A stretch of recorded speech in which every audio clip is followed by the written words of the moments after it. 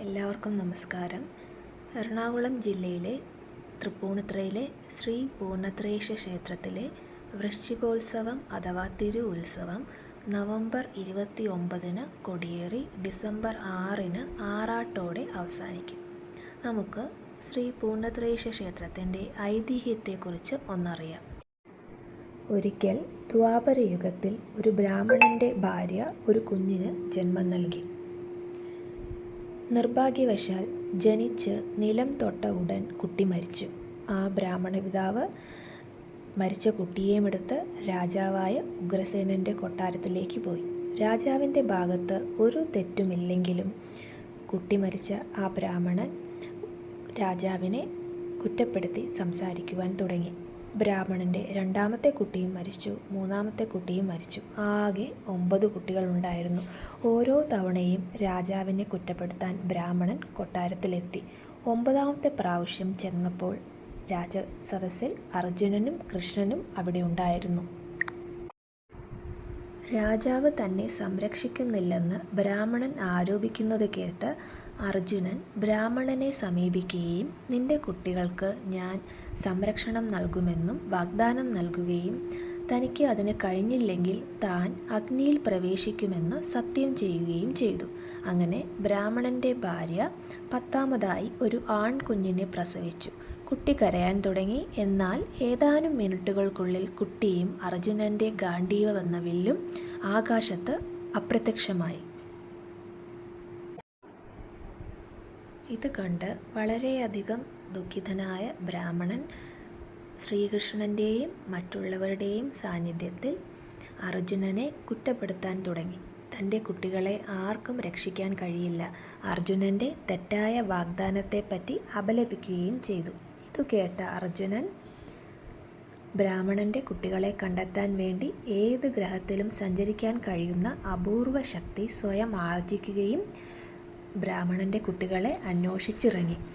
യമരാജൻ താമസിക്കുന്ന യമലോകത്തിലേക്കാണ് ആദ്യം പോയത്. അവിടെ ബ്രാഹ്മണൻ്റെ കുഞ്ഞിനെ തിരഞ്ഞു. അവിടെ കണ്ടെത്താൻ ആയില്ല. അതിനുശേഷം ബ്രഹ്മലോകത്തിലും മറ്റെല്ലാ ഗ്രഹങ്ങളിലും തിരഞ്ഞു. അവിടെ ഒന്നും കണ്ടെത്താനായില്ല. അതിനുശേഷം ബ്രാഹ്മണനോട് വാഗ്ദാനം ചെയ്തതുപോലെ വളരെയധികം ദുഃഖിതനും നിരാശനുമായ അർജുനൻ അഗ്നിയിൽ ചാടാൻ തീരുമാനിച്ചു. എന്നാൽ അപമാനിതനായി തീയിൽ ചാടരുത് എന്ന് ശ്രീകൃഷ്ണൻ അർജുനനെ ഉപദേശിച്ചു. ബ്രാഹ്മണൻ്റെ കുഞ്ഞിനെ കണ്ടെത്തുമെന്ന് അർജുനന് ശ്രീകൃഷ്ണൻ ഉറപ്പ് നൽകുകയും ചെയ്തു. സർവശക്തനായ ഭഗവാൻ ശ്രീകൃഷ്ണന് കുട്ടിയെ പരിശ്രമിക്കാതെ കൊണ്ടുവരാൻ കഴിയുമായിരുന്നു. എങ്കിലും കൃഷ്ണൻ മനുഷ്യനായി അവതരിച്ചിരിക്കുകയാണ്. ഒരു മനുഷ്യൻ ചില ഫലങ്ങൾ നേടിയെടുക്കുവാൻ പരിശ്രമിക്കേണ്ടതിനാൽ ഒരു സാധാരണ മനുഷ്യനെ പോലെ ഭഗവാൻ കൃഷ്ണൻ അർജുനൻ്റെ കൂടെ കുഞ്ഞിനെ തിരഞ്ഞ് ദ്വാരക വിട്ടു. ആദ്യമായി സ്വർഗരാജാവായ ഇന്ദ്രൻ താമസിക്കുന്ന ഇന്ദ്രലോകത്തിലേക്ക് പോയി. അവിടെ കുഞ്ഞിനെ കണ്ടെത്താനാകാതെ വന്നപ്പോൾ ചന്ദ്രഗ്രഹത്തിലും വായുലോകത്തും വർണ്ണലോകത്തും പോയി. ഇവിടെ ഒന്നും കണ്ടെത്താനാകാതെ വന്നപ്പോൾ ബ്രഹ്മലോകത്തേക്ക് പോയി. അവിടെയും ബ്രാഹ്മണൻ്റെ കുഞ്ഞിനെ കണ്ടെത്താനായില്ല. അവിടെ വച്ച് ശ്രീകൃഷ്ണൻ തൻ്റെ അതീന്ദ്രിയ രഥത്തിനായി വിളിച്ചു. അർജുനനെയും കൊണ്ട് ആ രഥത്തിൽ കയറി ഭഗവാൻ ശ്രീകൃഷ്ണൻ വടക്കോട്ട് വൈകുണ്ഠ ലോകത്തേക്ക് പോകുവാൻ തുടങ്ങി. അങ്ങനെ കൃഷ്ണൻ്റെ അകമ്പടിയോടെ അർജുനൻ വെള്ളത്തിനടിയിൽ ഒരു വലിയ കൊട്ടാരം കണ്ടു. അതായിരുന്നു വൈകുണ്ഠലോകം. വിലപിടിപ്പുള്ള ആഭരണങ്ങൾ കൊണ്ട് നിർമ്മിച്ച ആയിരക്കണക്കിന് തൂണുകൾ അവിടെ ഉണ്ടായിരുന്നു. ആ ആയിരക്കണക്കിന് തൂണുകളുടെ തിളങ്ങുന്ന പ്രകാശം വളരെ മനോഹരമായിരുന്നു. ആ കൊട്ടാരത്തിനുള്ളിൽ അർജുനനും കൃഷ്ണനും അനന്തദേവൻ അല്ലെങ്കിൽ ശേഷനാഗം എന്നറിയപ്പെടുന്ന ഭീമാകാരമായ സർപ്പത്തെ കണ്ടു. ആയിരക്കണക്കിന് ഫണങ്ങളുള്ള വലിയ സർപ്പത്തിൻ്റെ രൂപത്തിലായിരുന്നു. അവയിൽ ഓരോ ഫണങ്ങളും വിലയേറിയ ആഭരണങ്ങൾ കൊണ്ട് അലങ്കരിച്ചിരുന്നു. അതിമനോഹരമായി മിന്നുന്നതായിരുന്നു. ഓരോ ഫണങ്ങൾക്കും ഭയാനകമായ 2 കണ്ണുകളും ഉണ്ടായിരുന്നു. മഞ്ഞു മൂടിയ കൈലാസ പർവ്വത ശിഖരത്തിലെന്ന പോലെ അനന്തദേവൻ്റെ ശരീരം വെളുത്തതായിരുന്നു. കഴുത്തിനും നാവിനും നീല നിറമായിരുന്നു. അങ്ങനെ അർജുനൻ ശേഷനാഗരൂപം കണ്ടു, അല്ലെങ്കിൽ അനന്തദേവനെ കണ്ടു. ശേഷനാഗത്തിൻ്റെ വളരെ മൃദുലവും വെളുത്തതുമായ ശരീരത്തിൽ ഭഗവാൻ മഹാവിഷ്ണു വളരെ സുഖമായി കിടക്കുന്നതും കണ്ടു. ഇതുകൂടാതെ ഭഗവാൻ മഹാവിഷ്ണുവിന് ചുറ്റും ഓടിക്കളിക്കുന്ന ബ്രാഹ്മണൻ്റെ 10 കുട്ടികളെയും കണ്ടു. ഈ രൂപത്തിലുള്ള ഭഗവാൻ മഹാവിഷ്ണുവിനെ പുരുഷോത്തമൻ എന്നറിയപ്പെടുന്നുവെന്ന് അർജുനന് മനസ്സിലാക്കുവാൻ കഴിഞ്ഞു. പുരുഷോത്തമനായ മഹാവിഷ്ണുവിൻ്റെ ശരീരവർണ്ണം മഴ പെയ്യുവാൻ തുടങ്ങുമ്പോൾ വന്നുകൂടിയ ഒരു പുതിയ മേഘം പോലെ ഇരുണ്ടതായി അർജുനൻ കണ്ടു. നല്ല മഞ്ഞ വസ്ത്രം ധരിച്ചിരുന്നു. മുഖം എല്ലായ്പ്പോഴും മനോഹരമായി പുഞ്ചിരിക്കുന്നു. താമര ഇതളുകൾ പോലെയുള്ള ഭഗവാന്റെ കണ്ണുകൾ വളരെ ആകർഷകമായിരുന്നു. ഭഗവാന്റെ കിരീടം വളരെ വിലപിടിപ്പുള്ള ആഭരണങ്ങളാൽ അലങ്കരിച്ചിരുന്നു.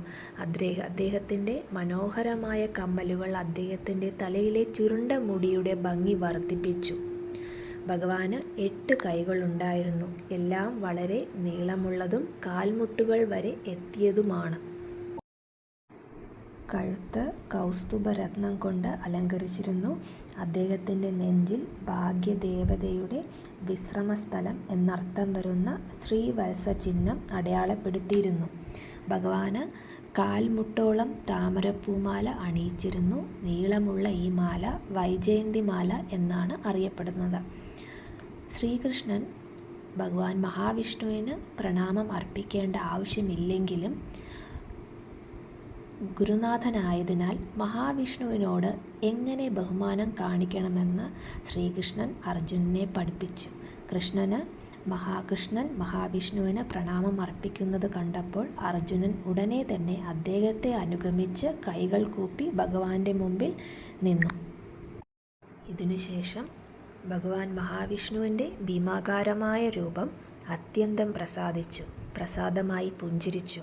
എന്നിട്ട് ഇപ്രകാരം സംസാരിച്ചു: എൻ്റെ പ്രിയപ്പെട്ട കൃഷ്ണനെയും അർജുനനെയും നിങ്ങൾ രണ്ടുപേരെയും കാണാൻ ഞാൻ വളരെ ആഗ്രഹിച്ചിരുന്നു. അതിനാൽ ബ്രാഹ്മണൻ്റെ കുഞ്ഞുങ്ങളെ കൂട്ടിക്കൊണ്ടുവന്ന് ഇവിടെ സൂക്ഷിക്കാൻ ഞാൻ ഏർപ്പാട് ചെയ്തു.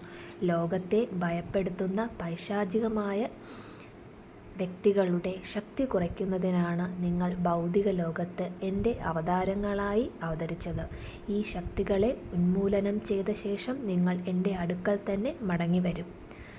അർജുനനും കൃഷ്ണനും ബ്രാഹ്മണപുത്രന്മാരെ വീണ്ടെടുത്ത് വൈകുണ്ഠത്തിൽ നിന്ന് മടങ്ങാൻ നേരം ഭഗവാൻ മഹാവിഷ്ണു അർജുനന് പൂജിക്കാൻ ഒരു വിഗ്രഹം നൽകി. ഉചിതമായ സ്ഥാനത്ത് സ്ഥാപിക്കാൻ നിർദ്ദേശവും നൽകി.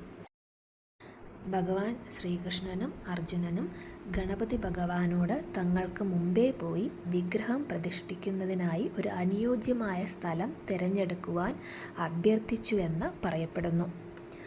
ഗണേശൻ വളരെ ദൂരം സഞ്ചരിച്ച് ഒടുവിൽ ഇന്ന് തൃപ്പൂണിത്തറ എന്നറിയപ്പെടുന്ന ദിവ്യ സ്ഥലത്ത് എത്തി. ഗണേശൻ ഈ സ്ഥലത്തിൽ സന്തുഷ്ടനായതിനാൽ അവിടെ ഇന്ന് ക്ഷേത്രമിരിക്കുന്ന പൂർണ്ണത്രയീശ ക്ഷേത്രമിരിക്കുന്ന സ്ഥലം തിരഞ്ഞെടുത്ത് അവിടെ ഇരുന്നു. അർജുനൻ തൃപ്പൂണിത്തറയിൽ എത്തിയപ്പോൾ മഹാവിഷ്ണുവിൻ്റെ വിഗ്രഹം സ്ഥാപിക്കാൻ ഉദ്ദേശിച്ച സ്ഥലത്ത് ഗണപതി ഇരിക്കുന്നത് കണ്ടു. വിഗ്രഹം പ്രതിഷ്ഠിക്കാൻ ആയി ഗണപതി ഭഗവാനോട് അവിടെ നിന്ന് മാറുവാൻ അർജുനൻ അഭ്യർത്ഥിച്ചു. അവിടെ നിന്ന് അനങ്ങുവാൻ പറ്റില്ലെന്ന് ഗണപതി ഭഗവാൻ പറഞ്ഞു. നിശ്ചയിച്ച സ്ഥലത്തല്ലാതെ മറ്റൊരിടത്തു സ്ഥാപിക്കാൻ കഴിയാത്തതിനാൽ അർജുനൻ മറ്റ് മാർഗങ്ങളൊന്നും ഇല്ലാതായി. അദ്ദേഹം ഗണപതി ഭഗവാന് ഒരു ചവിട്ട് കൊടുത്തു. ചവിട്ട് കൊണ്ടപ്പോൾ ഗണപതി തെക്കോട്ട് തിരിഞ്ഞ് ഇരുന്നു. അതിനുശേഷം അപ്പോൾ കിഴക്ക് ഭാഗത്തായി ഭഗവാൻ മഹാവിഷ്ണു അർജുനൻ നൽകിയ പൂർണ്ണത്രയീശ വിഗ്രഹം അർജുനൻ അവിടെ പ്രതിഷ്ഠിച്ചു. ഗണപതി ഭഗവാൻ തെക്കോട്ട് ദർശനമുള്ള ഏക ക്ഷേത്രമാണ് പൂർണ്ണത്രയീശ ക്ഷേത്രം. ബാക്കിയുള്ള ക്ഷേത്രങ്ങളിൽ കിഴക്കോട്ടോ പടിഞ്ഞാറോട്ടോ ദർശനമായിട്ടാണ് ഗണപതി വിഗ്രഹം ഇരിക്കുന്നത്. ശ്രീ പൂർണ്ണത്രയീശ ക്ഷേത്രത്തിൽ ഭഗവാൻ ശ്രീ മഹാവിഷ്ണു സന്താന ഗോപാലമൂർത്തിയായിട്ടാണ് കുടികൊള്ളുന്നത്. അതായത് സന്താനദായകനായി കുടികൊള്ളുന്നു. മറ്റ് വിഷ്ണു ക്ഷേത്രങ്ങളിൽ നിന്ന് വ്യത്യസ്തമായി ഭഗവാന്റെ വിഗ്രഹത്തിലുമുണ്ട് പ്രത്യേകത. അതായത് ദിവ്യ സർപ്പമായ അനന്തദേവനിൽ ചാരിയിരിക്കുന്ന ഭാവത്തിൽ കാണപ്പെടുന്നു. അനന്തസർപ്പത്തിൻ്റെ മടക്കിയ ശരീരം തന്നെ ഭഗവാൻ മഹാവിഷ്ണുവിൻ്റെ ഇരിപ്പിടമായി വർത്തിക്കുന്നു. മഹാവിഷ്ണുവിൻ്റെ മുകളിലത്തെ 2 കൈകളിൽ ശംഖ്, സുദർശന ചക്രം എന്നിവയും താഴത്തെ കൈയിൽ താമരപ്പൂവും കാണപ്പെടുന്നു. ഈ വർഷത്തെ വൃശ്ചികോത്സവം നവംബർ 29 മുതൽ ഡിസംബർ 6 വരെ 8 ദിവസം നീണ്ടു നിൽക്കുന്നതാണ്. അതിൽ 4ാമത്തെ ദിവസമാണ് തൃക്കേട്ട പുറപ്പാട് എന്നറിയപ്പെടുന്നു. തൃക്കേട്ട പുറപ്പാടുമായി ഒരു ഐതിഹ്യമുണ്ട്. ഉത്സവത്തിൻ്റെ 4ാം ദിവസം തൃക്കേട്ട പുറപ്പാട് എന്നാണ് അറിയപ്പെടുന്നത്. അതുമായുള്ള ഐതിഹ്യം എന്തെന്നാൽ, പണ്ടൊരിക്കൽ ശ്രീ വില്വമംഗലം സ്വാമിയാർ വൃശ്ചികോത്സവ സമയത്ത് ശ്രീ പൂർണ്ണത്രയീശ ക്ഷേത്രത്തിൽ രാത്രി തൊഴുവാനെത്തി. ആ സമയം ശ്രീകോവിൽ നോക്കിയപ്പോൾ ഭഗവാന്റെ സാന്നിധ്യം അറിയുവാൻ കഴിഞ്ഞില്ല. അതുകൊണ്ട് തന്നെ ദുഃഖിതനായ ശ്രീ വില്വമംഗല സ്വാമിയാർ പുറത്തിറങ്ങിയപ്പോൾ രാത്രി സമയം ശ്രീവേലി നടക്കുന്ന 15 ആനപ്പുറത്ത് ശ്രീവേലി നടക്കുന്ന സമയമായിരുന്നു. ആനപ്പുറത്ത് നോക്കിയപ്പോൾ ശ്രീ വില്വമംഗല സ്വാമിയാർ അപ്പോൾ കണ്ടത് 15 ആനപ്പുറത്ത് ഓടിക്കളിക്കുന്ന ഉണ്ണിക്കണ്ണനായിട്ട് ആണ് കണ്ടത്. അപ്പോൾ ഭഗവാൻ മഹാവിഷ്ണു ശ്രീ വില്വമംഗലം സ്വാമിയാർക്ക് വൃശ്ചികോത്സവ സമയത്ത് 4ാമത്തെ ദിവസം അദ്ദേഹം സന്ദർശിച്ചപ്പോൾ 15 ആനപ്പുറത്ത് ഓടിക്കളിക്കുന്ന ഉണ്ണിക്കണ്ണനായിട്ടാണ് ദർശനം നൽകിയത്. അതുകൊണ്ട് തന്നെ വൃശ്ചികോത്സവത്തിൻ്റെ 4ാമത്തെ ദിവസം തൃക്കേട്ട പുറപ്പാട് എന്നറിയപ്പെടുന്നു. ആ സമയം ഭഗവാൻ ഭക്തന്മാരെ ദർശിക്കാൻ ആനപ്പുറത്ത് ഭഗവാന്റെ സാന്നിധ്യം കാണുമെന്നും വിശ്വസിക്കുന്നു. ഇത്രയൊക്കെയാണ് ശ്രീ പൂർണ്ണത്രയീശ ക്ഷേത്രവുമായി ബന്ധപ്പെട്ട ഐതിഹ്യം. ശ്രീ ഹരേ നമ. സർവം പൂർണ്ണത്രയീശം.